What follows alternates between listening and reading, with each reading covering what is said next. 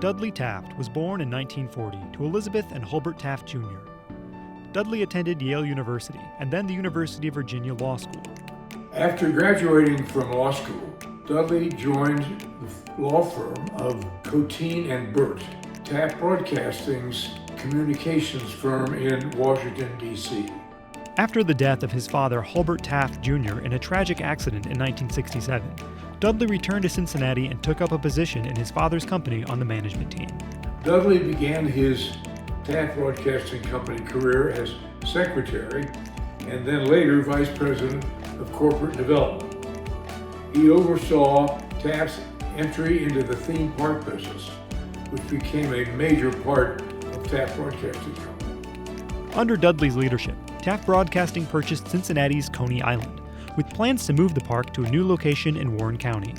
This new park would become Kings Island. Dudley found that amusement parks were good business, and Taft Broadcasting acquired and created more parks, including Kings Dominion, Carowinds, and Canada's Wonderland. That whole amusement area was a big area for Dud, and that was really his baby. In 1975, Dudley became president of Taft Broadcasting. He continued to expand Taft's business holdings, most prominently through the purchase of television program and home media distributor World Vision Entertainment in 1979, and TV station group Gulf Broadcasting in 1985. In 1984, the decision was made to sell Taft's theme park division. Taft was interested in selling the amusement park division, which I was running at the time, and I put together a group to finance that purchase. Dudley served on my board going forward, which was called King's Entertainment Company, and we were, with Dudley's help, very successful. Taft Broadcasting was sold in 1987 after a takeover bid by the Robert Bass Company and the Carl Linder Group. Dudley made an offer to buy the company himself, but he was outbid. After the sale, when the company became known as Great American Communications, Dudley retained the Taft Broadcasting name and continued to operate several TV stations in Philadelphia and Greensboro. Dudley is a very, very private person. And so a lot of people really don't understand how much Dudley has done in the community. He's been a very important person in the arts. In about 1985, he was on the board of a music hall, and he got a call saying that the electricity had gone out and they needed help. Dudley successfully raised about $10 million, and through a consolidation of Music Hall and the Aronoff Center, created an endowment which is now well in excess of $25 million. He's an expert money raiser and has raised literally hundreds of millions of dollars that have plowed back into the Cincinnati community. His involvement with the aquarium in Newport was another area that most people don't know about. His picture wasn't on the front of the aquarium. There wasn't a lot of PR about it, but he was the guy who really made it happen. He served on the Union Central Board for 30 years, on the Fifth Third Bank Board for 30 years as a lead director, and also a lead director of Synergy, and served on the board of the Times Company. Dudley served as board member of the Boys and Girls Club of Cincinnati for over 50 years. The reason he's been able to serve in those positions for so long is he's really, really good. And the people who get Dudley involved want to keep him. Dud is a Taft. And I think there's a legacy within the Taft family of being excellent and being good. And some people get overwhelmed by that expectation, and other people rise to it.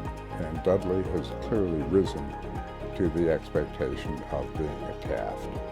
This man has a wonderful, wonderful work ethic. And if young people can not only admire, but emulate that work ethic, they will go far in the community. Junior achievement could not find a better role model than Dudley Taft.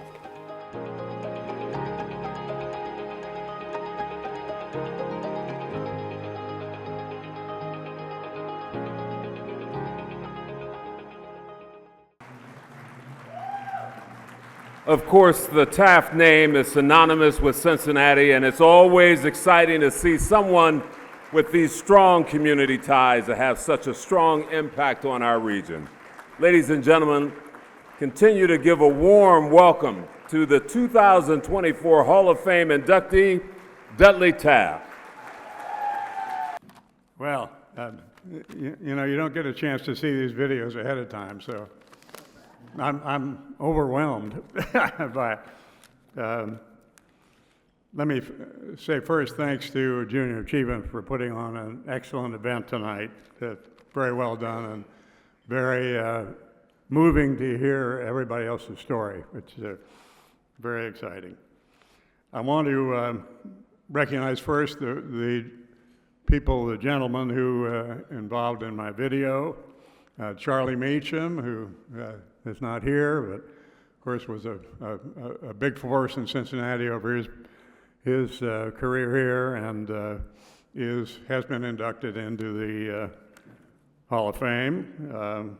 Otto Buddig, who you just saw, who I've worked together very closely with in the theater side of the business of this building, Music Hall, or as you saw from the video, I have a lot of blood, sweat, and tears here, mostly good stuff. And then Lee Carter, long-time friend and associate, and Nelson Schwab, who is with us tonight. I want to quickly recognize a few family members. First, my wife Tina, a wife of 45 years. Put your hand up.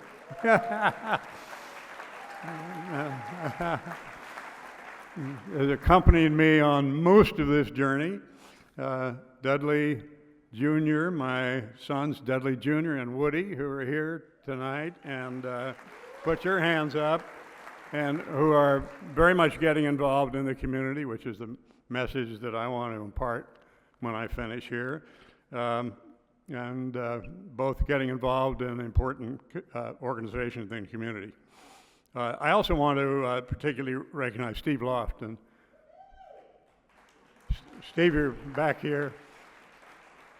Steve came with what's now the Cincinnati Arts Association back a couple of years before we ended up building and operating the Aronoff Center.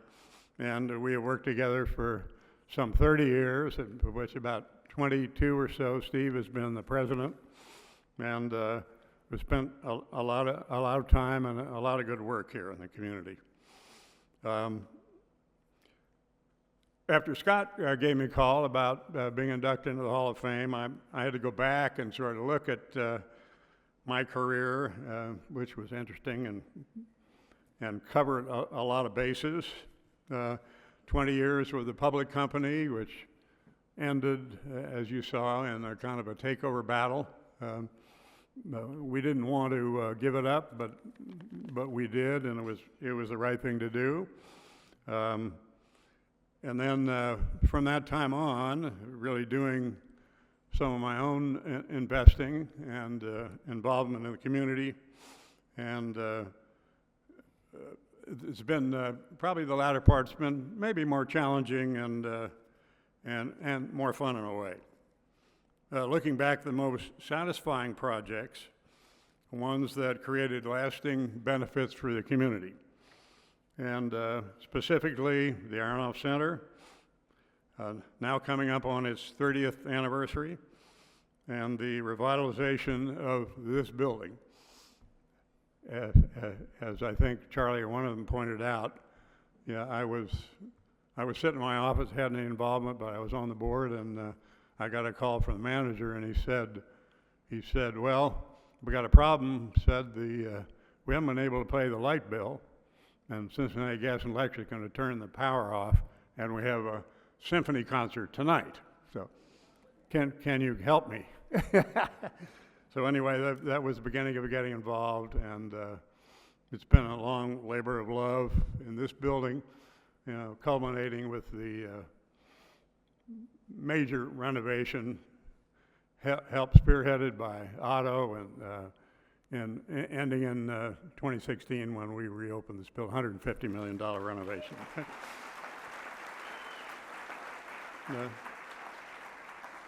So the combination of those has really occupied a lot of my time and has been very rewarding.